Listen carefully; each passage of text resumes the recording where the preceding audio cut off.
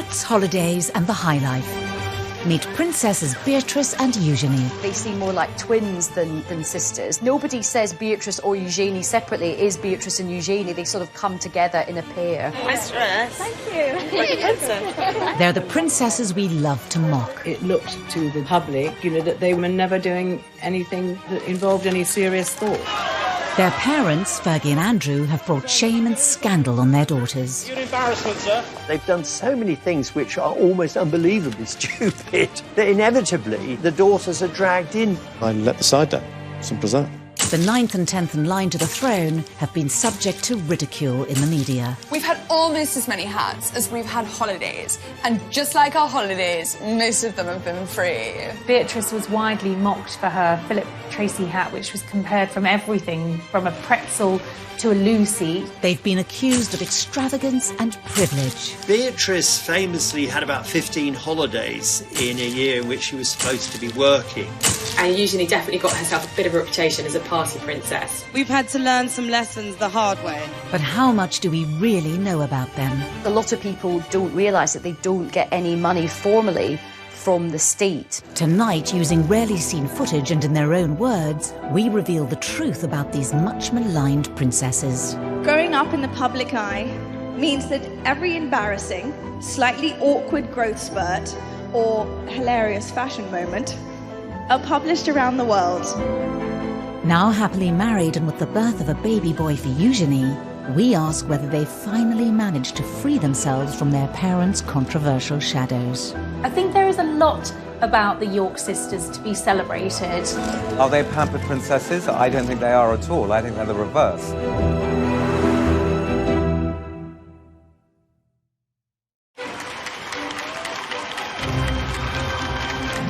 August 1988, the birth of a princess. A first child for Prince Andrew and Sarah Ferguson. There was huge euphoria. Everyone was just delighted that there was another royal baby, and they came out of the hospital and posed outside. From all the people of London, congratulations to Her Royal Highness on the birth of a baby girl. It was kind of national jubilation because here was the first royal princess since Princess Anne. Princess Beatrice Elizabeth Mary, blissfully unaware of tradition or ceremonial, took over the proceedings. She was startlingly well behaved, but she did seem to have a sense of occasion. The name Beatrice was really, it was Queen Victoria's daughter, Beatrice, that she was named after. She's Beatrice Elizabeth Mary. So Beatrice has the names of all English queens since 1910.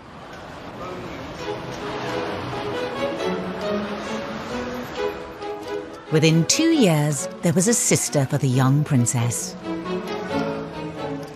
Princess Eugenie arrived 19 months after her sister Beatrice in the March of 1990. The Duchess emerged from the Portland Hospital, ready to give the world a first glimpse of a new royal baby.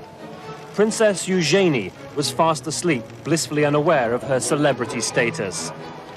I think everyone was still wishing the Yorks well, and this was an exciting new addition for the family, even if people weren't quite sure how to pronounce Eugenie's name. Prince Andrew's children would be royal highnesses and princesses. Unless he said, look, I don't want them to have titles. Princess Anne had turned down titles for her children, Peter and Zara. But the Duke and Duchess of York thought it only right that their children should have all the privileges of senior royals. They very much wanted them to be princesses and thought that maybe they would certainly end up as working royals. Prince Andrew's insistence that his daughters be treated as senior royals would lead to criticism of the princesses as they grew older.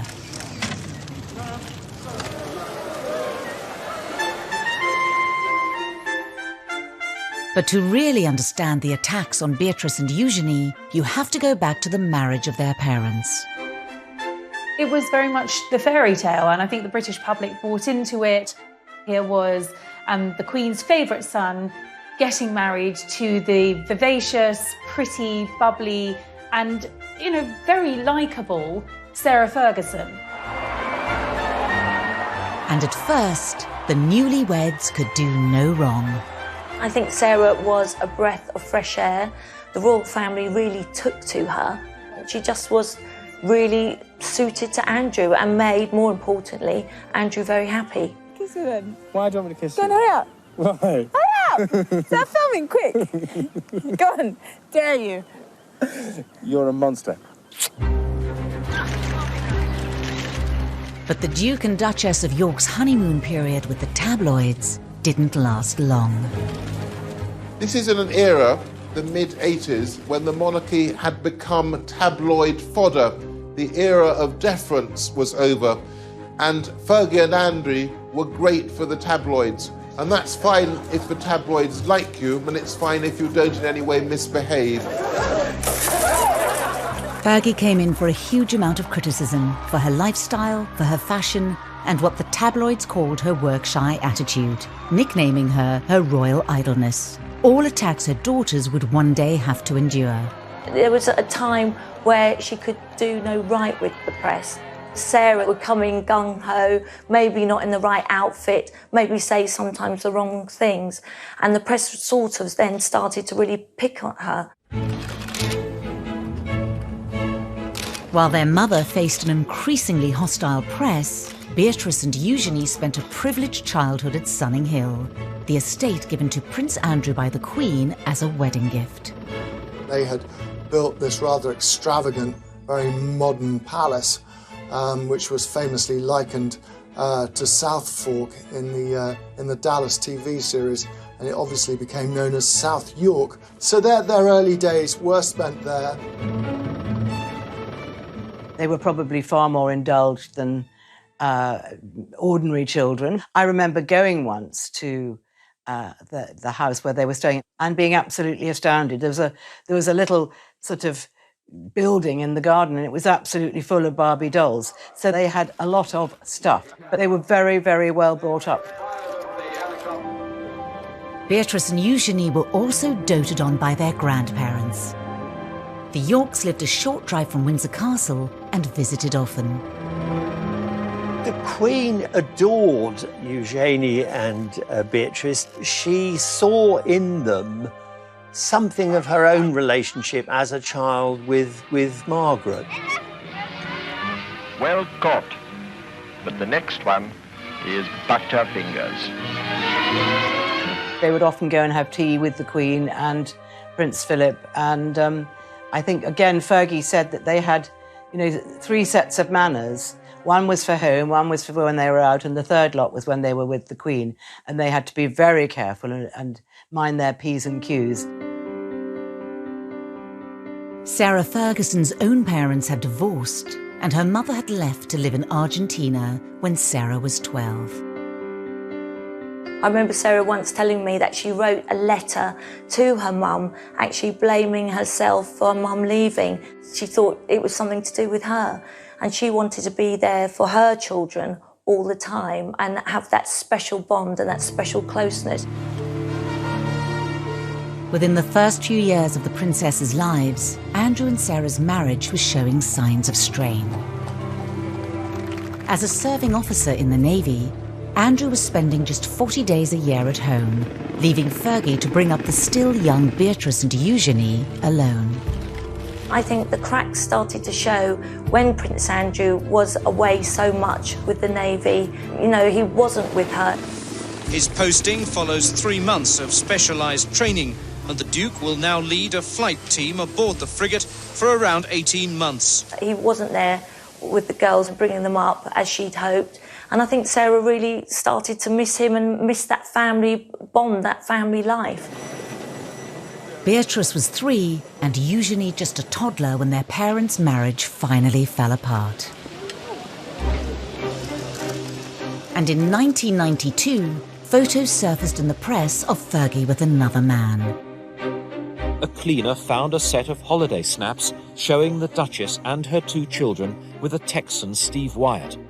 Beatrice and Eugenie had a very odd childhood. I mean, where their parents were on the face of it, that remained friends, but they were seeing other people from quite early on. And I think that was probably damaging in a subtle kind of long-lasting way. In March 1992, the Duke and Duchess of York announced that their marriage was over. The announcement that the Duchess of York had initiated discussions about a separation from her husband came as she arrived to pick up their daughter from school. It's always very difficult for children to see their parents split up. And I think perhaps the Queen even felt more maternal towards them, and that they'd had a very hard time. 5 months after the York separation, Sarah Ferguson was photographed by the press with another man, John Bryant. Yet again, Beatrice and Eugenie were with her. Fergie and the children were round the pool, and she was topless, and John Bryant was kissing her toes. Beatrice and Eugenie are in the background. I mean, they're there, they're sort of parties to what was going on between Brian and their mother. They, of course, didn't know. They were too little and too young, but they were seen as sort of pawns in this rather unfortunate and rather seedy affair. The Daily Mirror's expose had serious consequences for Beatrice and Eugenie's family life. By the time the story broke, the two girls were at Balmoral with their mother and the rest of the royal family. And Andrew was there, and the Queen was there, and Fergie then had to go and apologise to the Queen, and she said she'd never seen the Queen that angry. Beatrice and Eugenie's holiday was cut short as Fergie fled Balmoral, taking the young girls with her. They would have been distracted by the nanny, but they would have known that their mother was very distressed, and they would have taken on her distress. The girls went back down south. I mean, and at this stage, they were no longer living at Sunninghill. Their mother had a rented home not far away. She had a series of rented houses in Surrey and Berkshire that she sort of moved to with alarming regularity, which in itself must have been sort of destabilising for the girls. Fergie was reportedly banished by Prince Philip from family gatherings, making life difficult for the princesses. Christmas at Sandringham is a big family occasion, and suddenly Sarah Ferguson wasn't there. That must be very hard to understand when they were young girls. Why isn't Mummy allowed in the big house anymore? She was banished to a farmhouse on the Sandringham estate.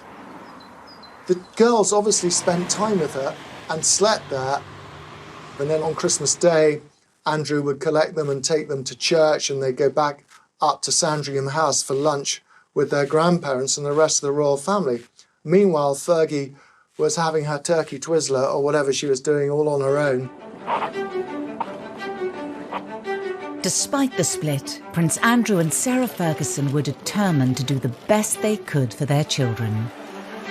Andrew and Sarah obviously had separated, but they were very much kind of co-parenting, very much a united family unit. It was more than just a united front for sports days. I mean, you would expect that for school events. But it went far beyond that. I mean, they were going on holiday together. It meant there was a lot of continuity and reassurance for Beatrice and Eugenie that their parents were still very much part of their lives. Despite their best efforts, Andrew and Sarah's marital problems created major upheaval for Beatrice and Eugenie. But the girls would also face their own personal issues. Beatrice, at the young age of 7, realised something wasn't right. She was finding it very difficult to learn.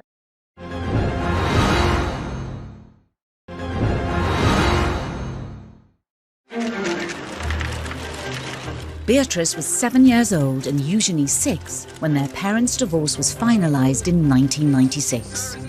Needing to pay off debts of more than £1 million, their mother took work in the United States. Their mother was spending a lot of time in the States. really trying to clear off an enormous debt that she'd accumulated, from TV projects to book projects. You know, Sarah was literally trying to do anything she could to get herself out of spiralling debts. Their lives were regulated by the school terms, which was probably a very good thing. So I think that, you know, they didn't suffer in any way from the fact that their mother had to go and earn money and had to spend a lot of time in New York. But as her mother was increasingly away, Beatrice was facing up to her own difficulties. She'd been diagnosed with dyslexia. Beatrice, at the young age of 7, realised something wasn't right. She was finding it very difficult to learn, and she was worried she was going to get teased from others and wouldn't fit in. Beatrice would later speak movingly of the condition in an interview for the charity Made by Dyslexia. You know, I remember we had different coloured books to describe how far, where your reading levels had got to. And I was always on the white books. My best friends were always on the yellow books or the green books. They were so far ahead. And I think at that stage, those moments of doubt just pop into your head. I'm not good enough. I'm not smart enough. I'm not. Why am I not like the others?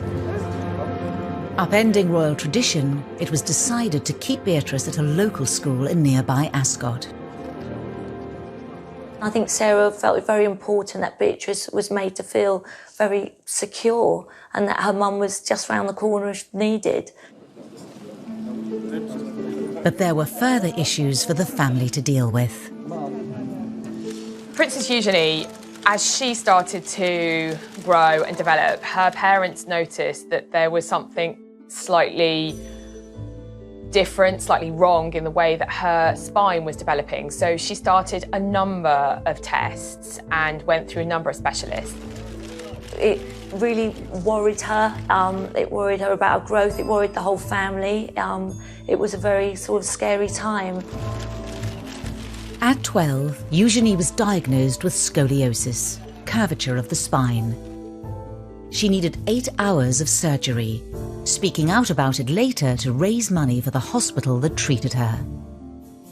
I had scoliosis of the spine, which my mum found. They put metal rods in my neck and 8-inch screws up my back, which have now fused together and keep me straight. She makes private visits to see patients, and I understand that she writes to many child patients who have to undergo the same thing as her to say, look, I had it done, best decision in my life. Yes, it was tricky. Yes, I had to wear a back brace, but the upshot of that is that I'm able to ride, I'm able to walk, I'm able to ski, I'm able to lead a completely active life. In their young lives, the princesses had coped with the public scandals surrounding their parents and their private battles. There would be further struggles ahead as they carved out new roles for themselves. But uniquely, they always faced these challenges together. They're very close friends and very close sisters, but they're very different personalities. Beatrice is perhaps a more formal and more reserved. Eugenie is, I suppose, what might be described as bubbly and chatty. The more confident Eugenie chose to go away to Marlborough College, the co-ed public school also attended by Kate Middleton. Marlborough is quite progressive boarding school. It's very sporty. It does a lot of art, does a lot of drama. It's not just about the academic achievement of its pupils.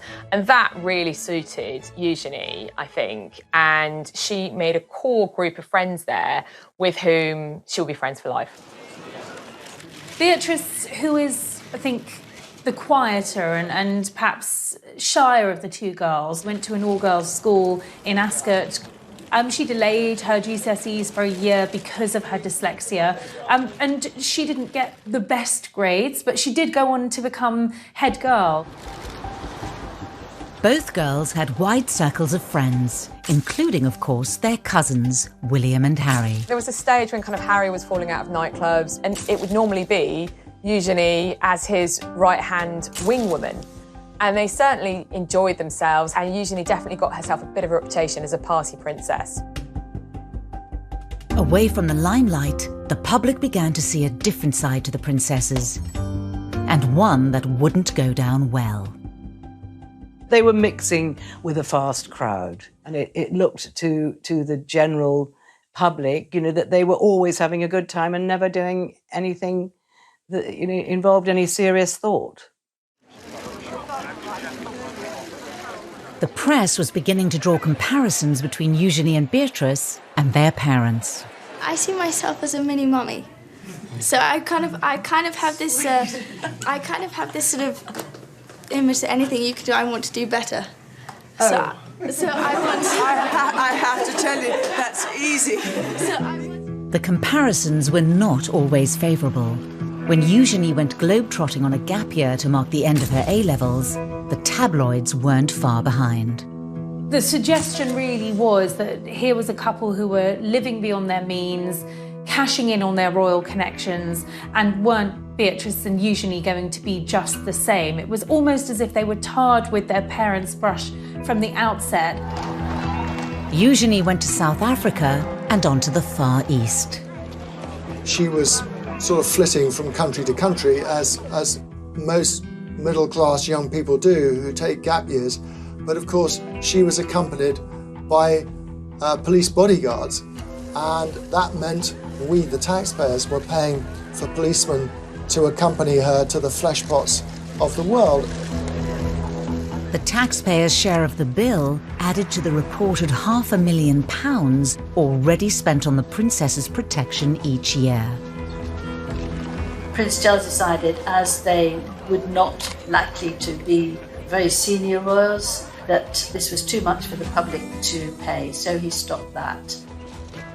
Prince Andrew was so angry that he wrote a note to the Queen saying that he wanted them to be considered as proper royals and he did not want the protection officers to leave them. Usually the Queen gave in to him. She had this huge soft spot for him and he could persuade her to his way, but this time she refused. Written off as pampered princesses, Eugenie and Beatrice tried to keep a low profile. And in 2010, the sisters, now just 20 and 21, found themselves embroiled in another of their mother's scandals. She was caught on camera, essentially selling access to her husband, to someone who she believed was a sheikh, but was in fact an undercover reporter for the News of the World. £500,000 when you can, to me, open doors. With Prince Andrew? Yeah. Is that a deal? Yeah. It was a nightmare for Sarah Ferguson. It was a nightmare for her children. It was just a sort of a nightmare for everyone. Beatrice was with her mother when the phone call came, warning them that the News of the World was publishing the exposé. Beatrice, who was at a party held by Naomi Campbell, the model, just kept asking her mother, how did this happen? How? And they left the party immediately, effectively went into hiding, knowing that once again, her mother's reputation was about to be completely trashed. Beatrix admitted that she spent several days crying, and one of her friends went and stayed with her overnight for 2 days because she was so traumatized and so unhappy. Her anger was directed at the press. And just as they have done throughout their lives, Beatrice and Eugenie leapt to the defence of their mother. They called themselves the tripod, and that's exactly what they were. They leaned on each other, they depended on one another, they were absolutely a unit, and nothing was going to come between them. Over the coming years, it would be the turn of Sarah Ferguson to defend her daughters against their critics. People have been so brutal to them, particularly in the press, about how they look. And Sarah spoke to the editor of the Daily Mail at the time and just said, look, you just back off. It's not fair.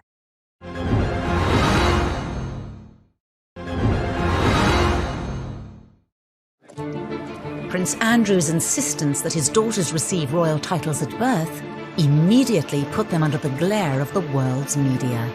As young girls growing up, Beatrice and Eugenie had less of a place in the spotlight than William and Harry, but there was still a lot of press interest in Beatrice and Eugenie.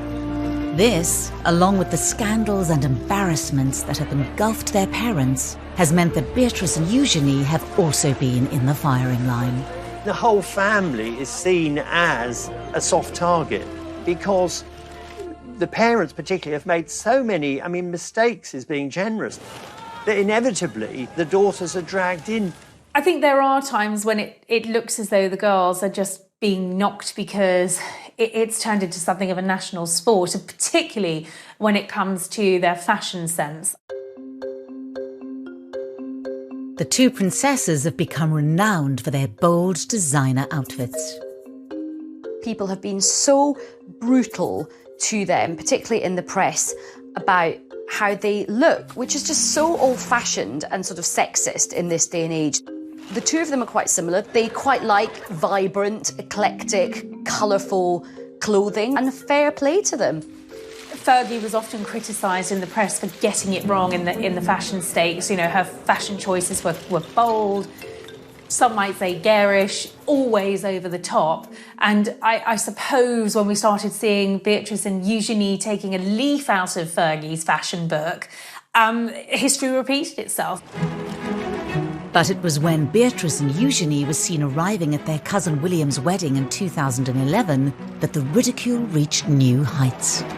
I don't think they will ever live down the outfits that they wore to the royal wedding. Sarah had paid a fortune to have them styled for the wedding day so that they looked the part. Beatrice's choice of headwear instantly created a national debate. Beatrice was widely mocked for her Philip Tracy hat, which was compared from everything from a pretzel to a loo seat. She became a meme instantly. There were lots of jokes going around that it was like a television aerial. This hat was like another guest. It was like the most talked about guest at Kate and William's wedding.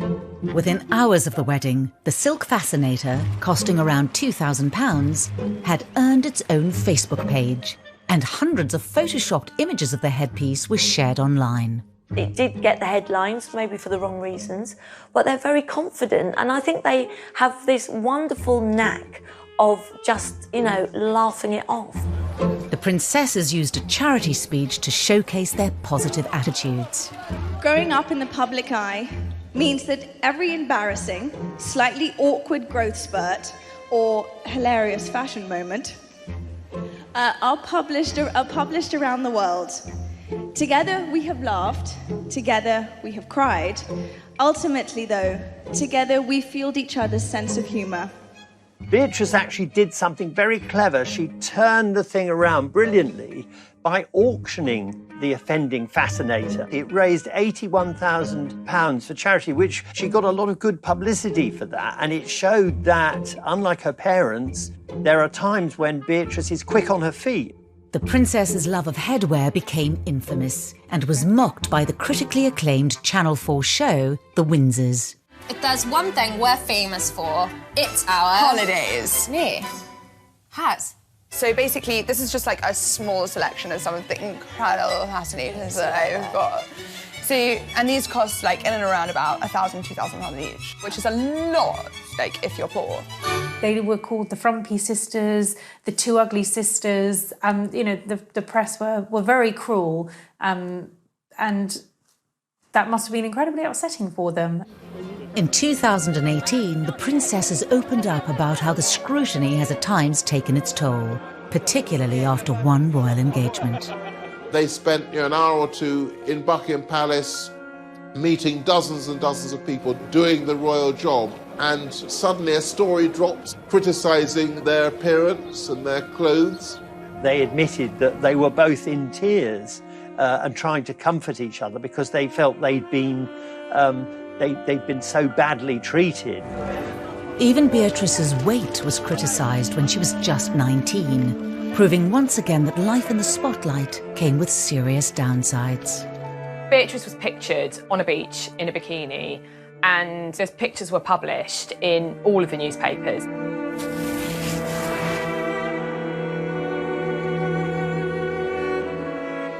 Sarah was really upset, and she is very protective of her daughters, And I think she spoke to the editor of the Daily Mail at the time and she said, look, you just back off.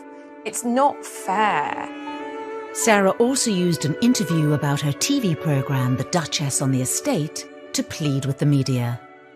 Everybody is talking about these zero models walking up and down the catwalk, and then they say they're all too thin. Victoria Beckham's too thin, and this person's too thin. And then someone who's a good size 10, oh, she's too fat, she doesn't take drugs, she doesn't smoke. You know, she's going to university in September reading history. Give the girl a break. It was probably reminding her of the fact that she had a very hard time in the press when she was younger as well. It's partly guilt by association. They're an easy target because their mother's always been a target. Even as they reached adulthood, the princesses struggled to escape their parents' shadow. I think that a lot of the things which have been said about Beatrice and Eugenie were kind of as though they were their parents' appendages and as though they weren't independent people. There is one area of Beatrice and Eugenie's lives that gets very little press coverage. I think people don't realise that both Beatrice and Eugenie do actually have full-time jobs and they have built up their own independent careers. And of course, a lot of people don't realise that they don't get any money formally from the state. When it comes to their careers, Beatrice and Eugenie are often tarnished in the media by their parents' reputations. Eugenie, we're going to have to get jobs. Is that like when Daddy has a party for Arabs and British businessmen? No, I think a job's where you have to go into a building or something. Yeah. As titled princesses, it was expected that Beatrice and Eugenie would become full-time working royals. When Charles made his vision for a streamlined monarchy really very clear around the time of the Diamond Jubilee celebrations, and that was a big issue for Andrew. His view was that they had the HRH titles, therefore they are blood princesses, therefore they should be full-time working members of the royal family. It didn't pan out that way, and that definitely caused tensions between the royal brothers, Charles and Andrew. For Beatrice and Eugenie, the dilemma of being non-working royals who have princess titles lies at the heart of many of the issues they have to grapple with. For two members of the royal family who are as close as Eugenie and Beatrice to being core members, it is unusual to be working. They never wanted to be accused of cashing in on their royal status and being idle. They wanted to go out and get jobs. But it did take a while for them to get to that position. When they left university, came back from their gap year, they were still living very much within the protective bubble of the palace. In 2011, Beatrice graduated university with a 2-1. After a year working in New York, she embarked on her current career in the tech industry, splitting her time between the UK and America. They've both actually done incredibly well.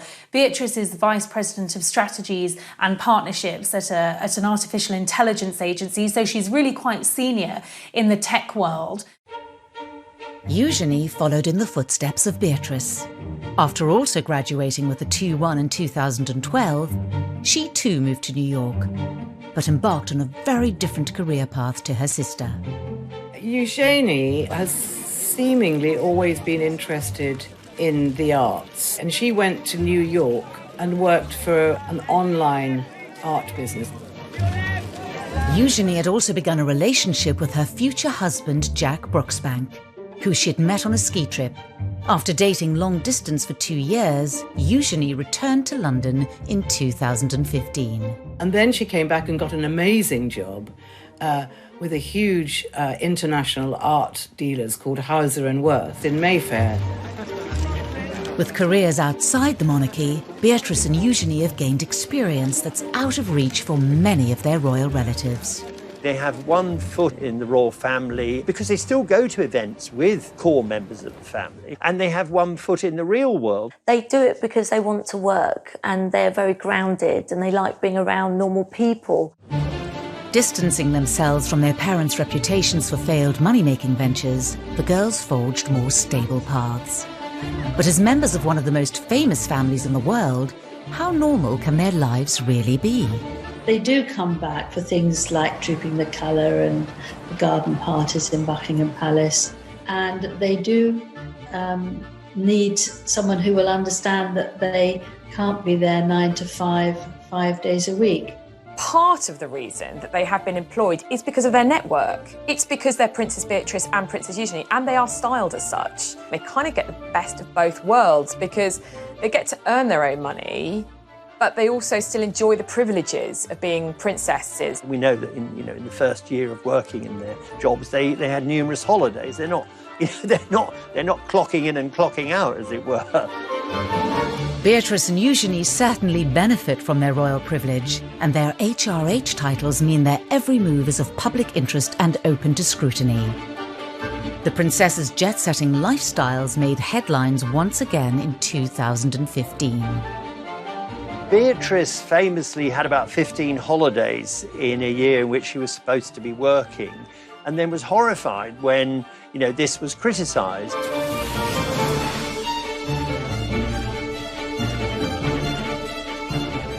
She clearly thinks this is her private life.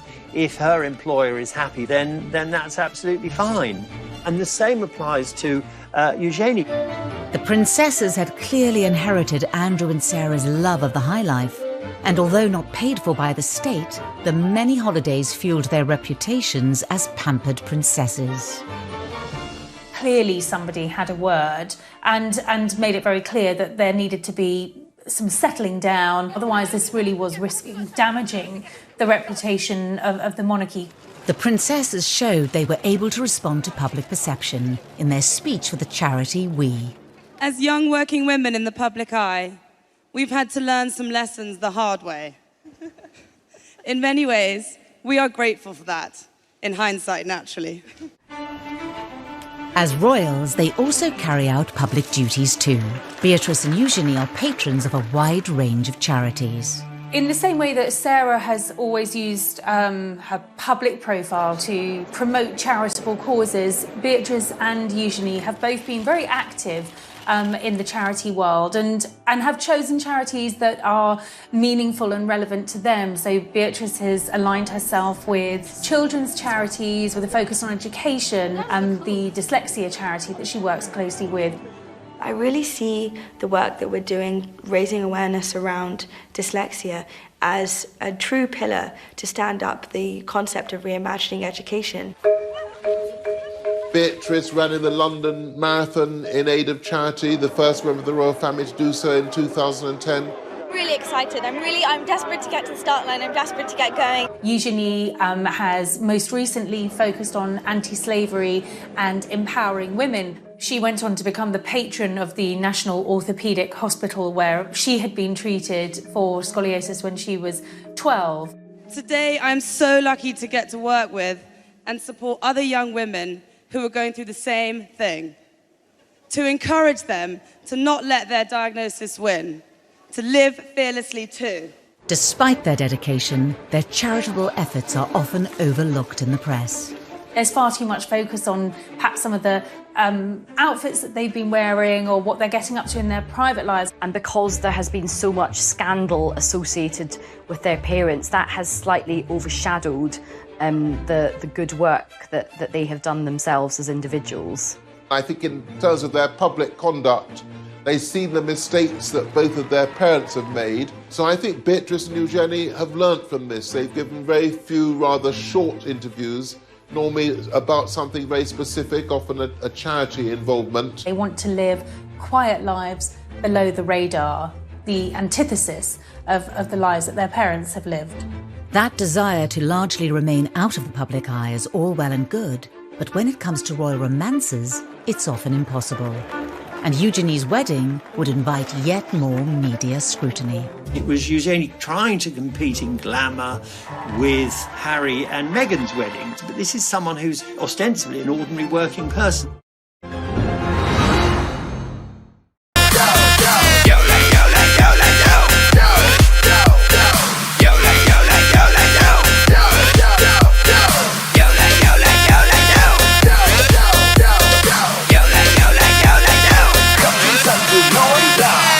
Ta là một gia đình là phải nhiệt tình để mà uống hết mình ta cùng nhau sắp sinh, bia bất khả ép bất khả tư, lư đâu cũng ép sắp thép cũng phải như, nếu hôm nay đã đông vui như thế thì không say là không về.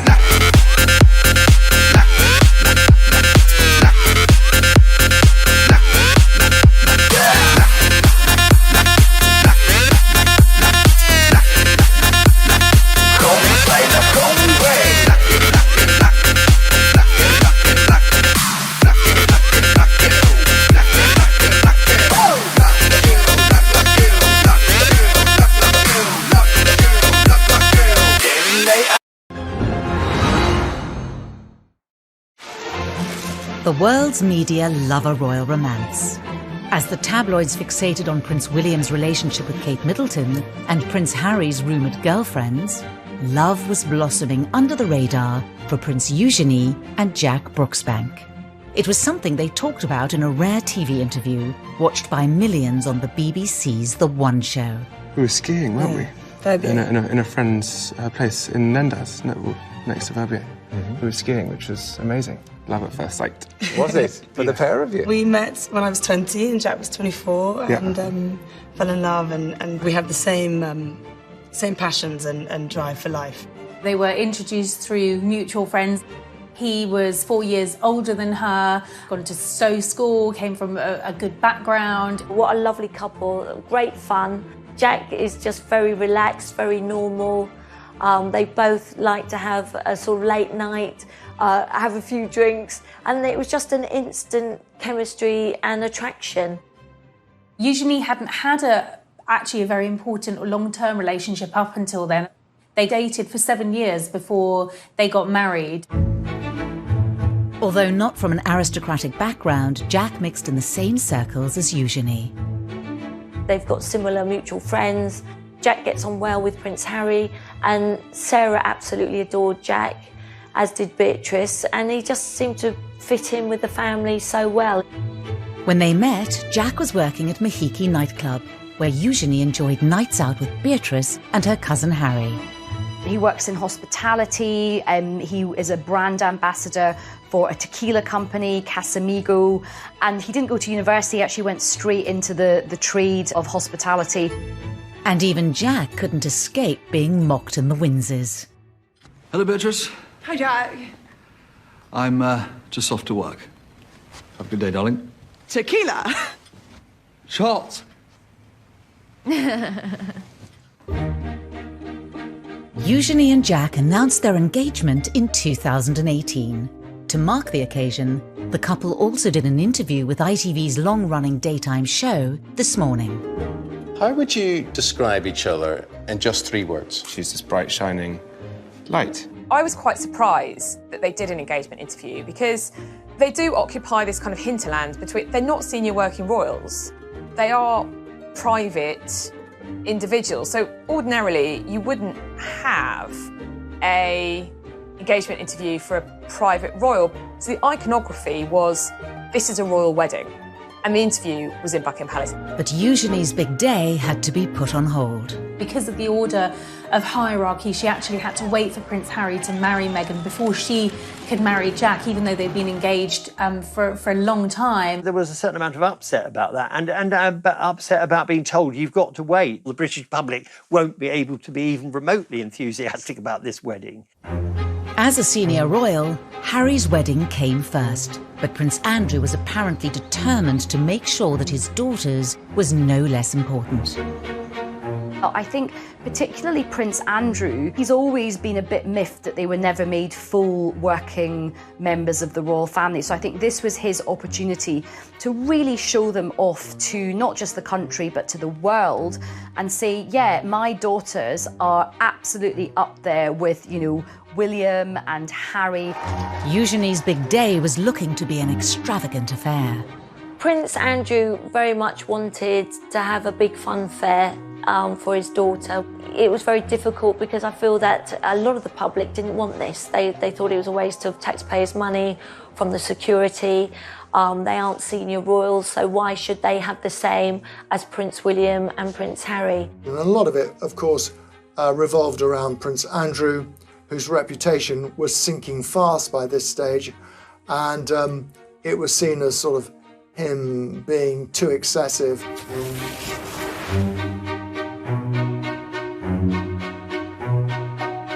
The reception wasn't footed by the taxpayer, but it was thought that all in all that the whole wedding would have cost between about £2 million, £2.5 million, and it was felt that quite a big chunk of that would have been for security.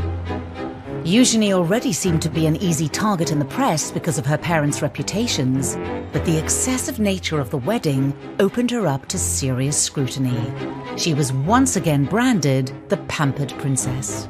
It was Eugenie trying to compete in glamour with Harry and Meghan's wedding. But this is someone who's ostensibly an ordinary working person.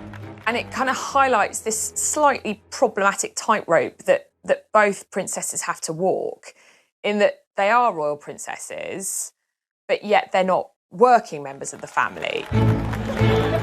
The wedding went ahead as planned. On the 12th of October 2018, Princess Eugenie and Jack Brooksbank were married at St George's Chapel, where Harry and Meghan had wed earlier that year.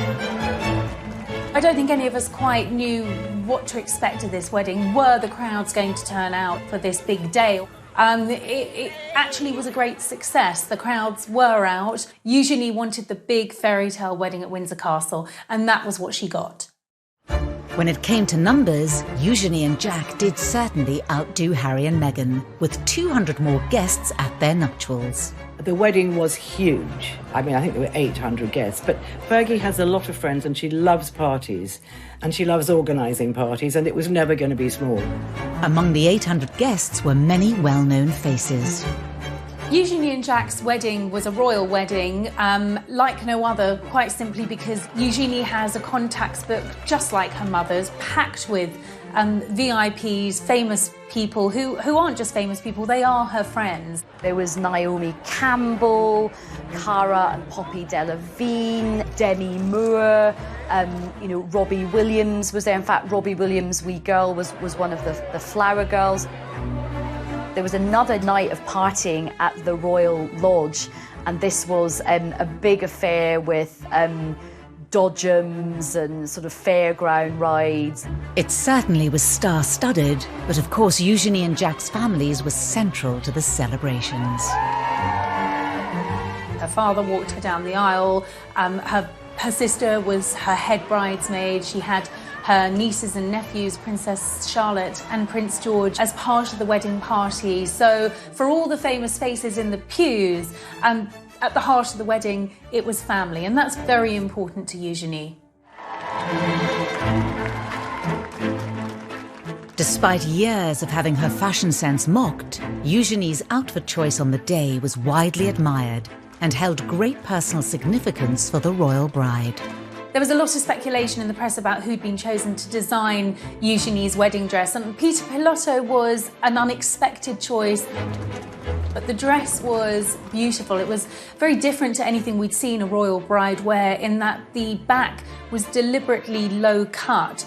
And Eugenie later explained that she'd deliberately chosen that style to show off the scar from when she'd had her operation as a 12-year-old girl to correct the curvature of her spine. And the other thing is that she was wearing this beautiful tiara with emeralds in it, which was lent to her by the Queen. The tiara from the Queen was to show the strength and the closeness of their relationship. Whilst the weddings of Harry and William were broadcast to the world on the BBC as well as other channels, Eugenie's was not, which reportedly caused more angst for Andrew. His people asked the BBC if they would televise it, and the BBC said no. In the end, the ceremony was broadcast on ITV in an extended episode of This Morning, watched by 3 million people. There'll be a few more people than most people have. There are a few more than Harry had, but that's just the nature of Eugenie and Jack. They've got so many friends that they need a church of that size to fit them all in. I remember watching the interview they did with Prince Andrew, and I kind of winced. Our wedding's bigger than your wedding. Despite all Andrew and Sarah's efforts to ensure all eyes were on their daughter, attention once again turned back to Harry and Meghan. That day was somewhat overshadowed when, just a day later, Harry and Meghan publicly announced that they were expecting their first child. It's understood that they shared that news with close family friends at the wedding itself, and understandably that was upsetting for Princess Eugenie. Although Meghan and Eugenie get on perfectly well, they are not good friends. I just don't believe it was a coincidence. But after Eugenie had her fairy tale wedding in the spotlight, Beatrice had no choice but to keep hers out of sight. Suddenly, the entire world is looking at Prince Andrew and their family, and it is one of the biggest scandals.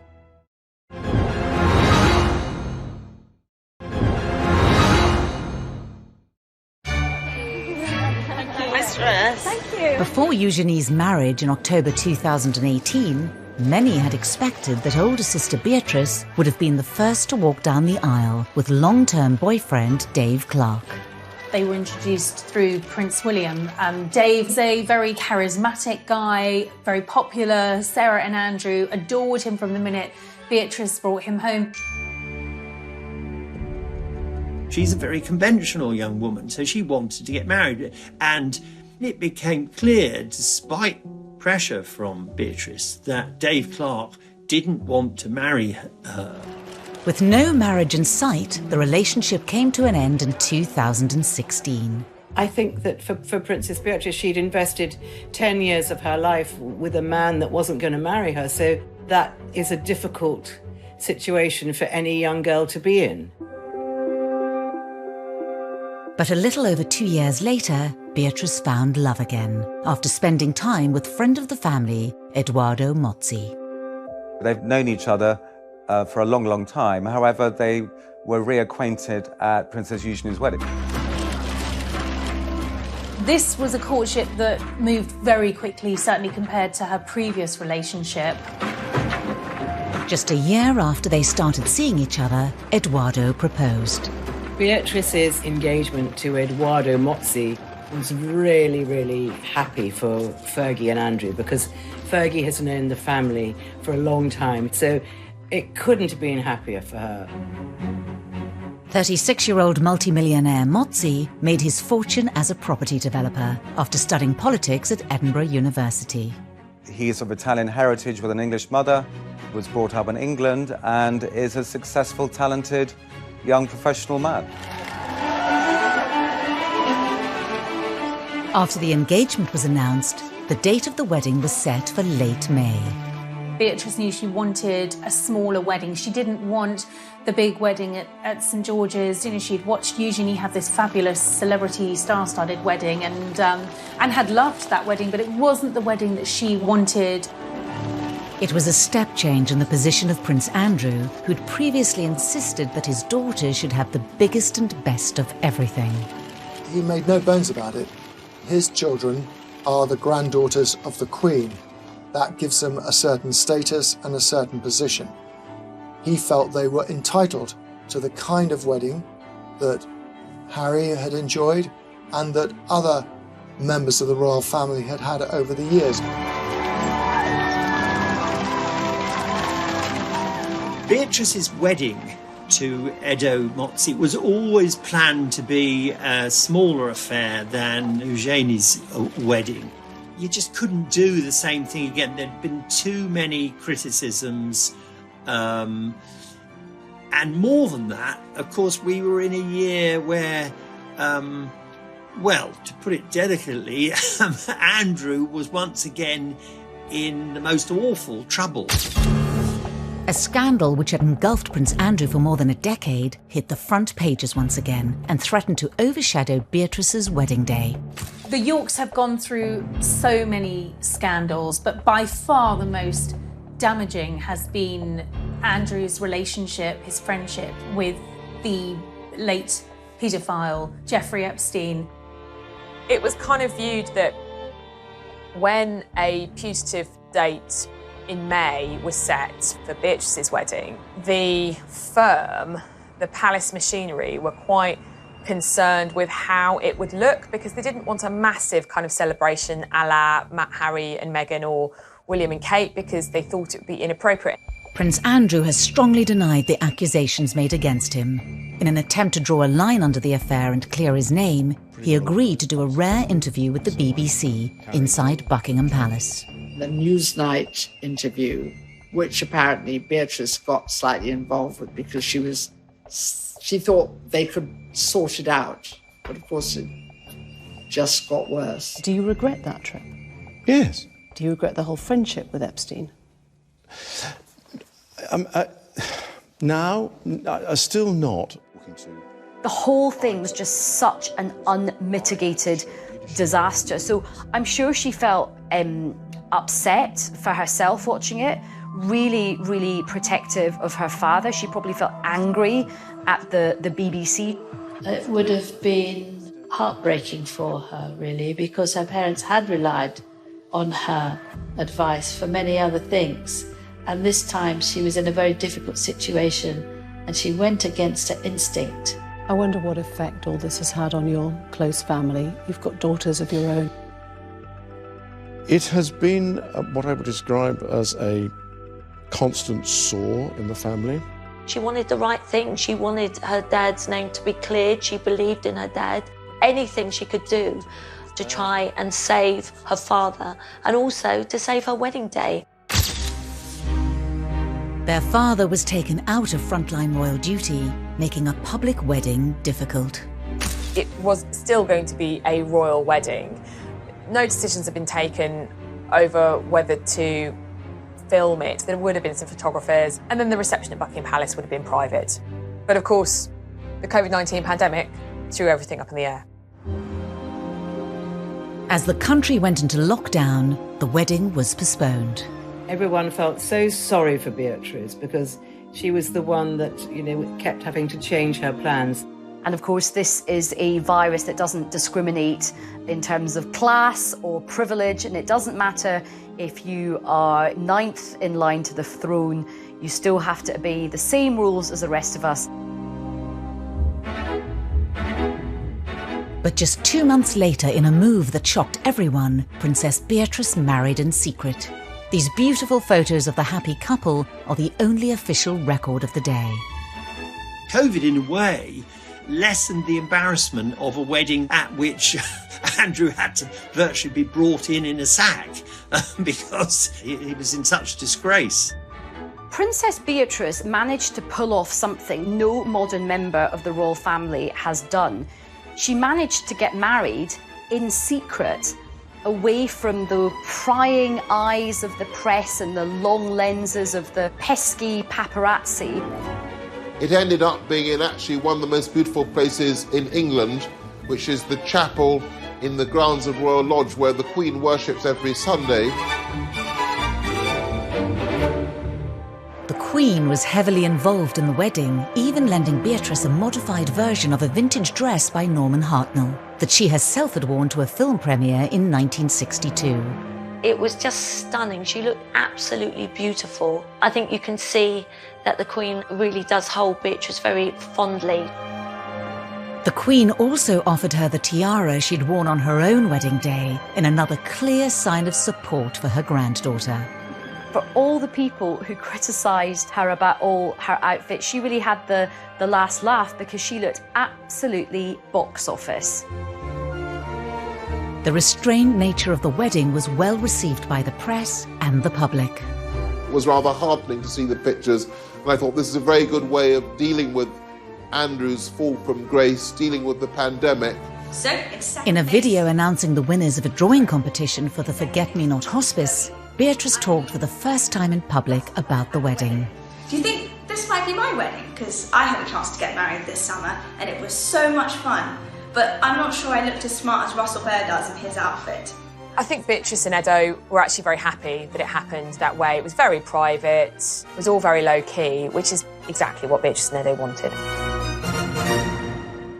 With both princesses happily married, the birth of a new baby for Eugenie heralds a new generation for the House of York. Principally, it means some good news for the House of York. Andrew becomes a grandfather for the very first time at the age of 61. I think he's thrilled, as is Fergie.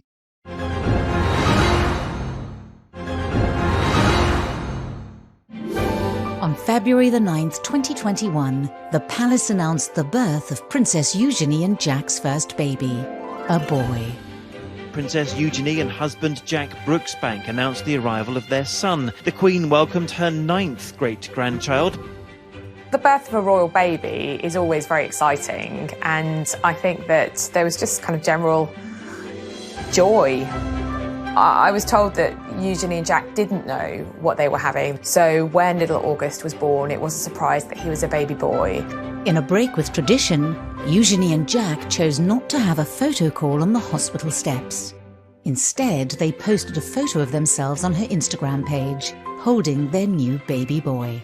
Royal babies, when they're first presented for their inaugural photo call, because that's what happens with a royal baby, they're usually swaddled up in a white blanket, something neutral.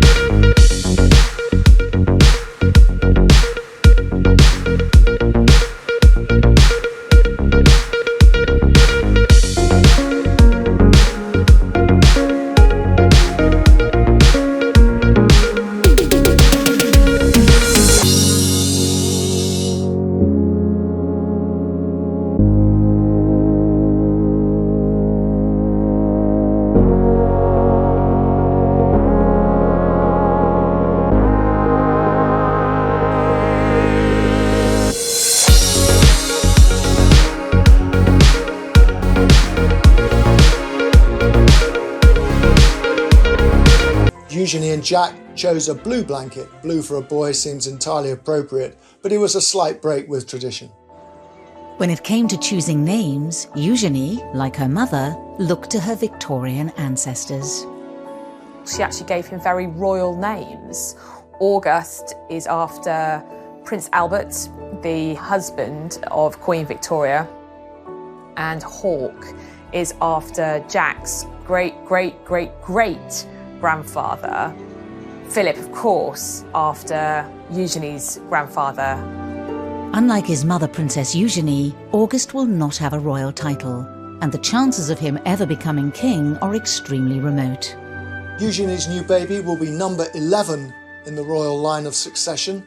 Unfortunately, he won't remain there long, because once Prince Harry and Meghan give birth to their second child, August will bump down to number 12.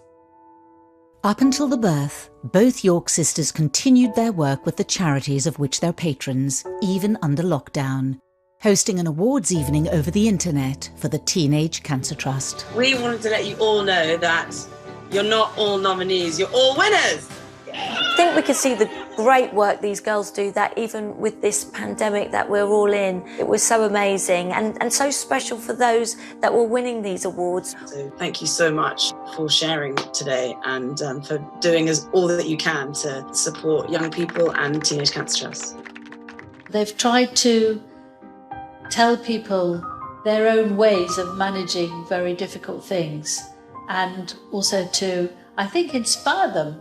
Beatrice has been an ambassador for the Forget-Me-Not Children's Hospice for more than 8 years, and during isolation sent a heartfelt message of encouragement to the young people and families who were supported by the charity. I know that this is an incredibly challenging time, especially for those living in isolation, not receiving that face-to-face support, which is delivered by the incredible nurses and staff at the hospice. Between them, the sisters are patrons and ambassadors to over 17 charities, which they support in their spare time alongside their full-time jobs. This dedication appears in stark contrast to their portrayal as spoilt and brash princesses in the media. So they may have had criticism because people didn't like their hats, which is fairly absurd. They see themselves as having a duty to the Queen to be good princesses for the rest of their lives and to do great charitable work and support the country and the Queen. I don't ever hear anything unpleasant about them. Everybody that meets them says how charming they are, which is really nice. And nice for Fergie too, because it means at least she's done something right. Throughout the scandals and deep embarrassments, the York princesses have remained loyal to their disgraced parents. Prince Andrew and Sarah have the most amazing relationship. It was one of the happiest divorces I've ever known. And they get on so well, and they even live together. Their parents are always in the papers, usually on the receiving end of pretty negative headlines. And I think to a degree, The girls have been tarred by the same brush. I think they've been in a very difficult position. They have had the burden of the HRH title whilst trying to create independent lives for themselves. I think sometimes it might be nice to see them celebrated for some of the good things that they do. We're working on it. Thank you for talking to us. Thank you. So it's as if everyone's waiting for them to make a bigger blunder. You know, the parents have been a godsend to the newspapers for 30 years. You just have to wait, and they'll do something even worse than the last thing that they did. But I don't think the daughters will do that. The York family have created their own sort of fortress against all the sort of slings and arrows that have been thrown at them. And I suspect that Beatrice and Eugenie just get on with their lives. And I think now that they're married, they've got so many other things going on that they're able to do this. Both women want to have a happy marriage that, frankly, their parents didn't have. They don't want to go through what their parents went through in the spotlight. They want to live quiet lives below the radar, the antithesis of the lives that their parents have lived. Beatrice and Eugenie have worked hard to balance two very different lifestyles and carve out a modern role for themselves in the royal family, something that other members have been unable to achieve. I think actually that Beatrice and Eugenie have been very successful in combining their royal persona with their ordinary working persona. And they seem to have kind of struck the right note with that. I think that both of them are able to be in the modern world and are both able to bridge the world and the occasional formality of the royal family with the modern world of work. With Prince Andrew and Prince Harry both taking a step back from frontline royal duties, could a more prominent role for the royal princesses beckon? We've lost Harry and Meghan from the royal firmament. Prince Philip's retired. Andrew, he's never going to come back to full-time royal duty. So effectively, you've lost 4 senior members of the family: Philip, Andrew, Meghan and Harry. That does leave a void. So it may be that one or both of these daughters start to play a bigger part. The Duke and Duchess of Cambridge have done a brilliant job, but they can't do everything. Nobody can be everywhere.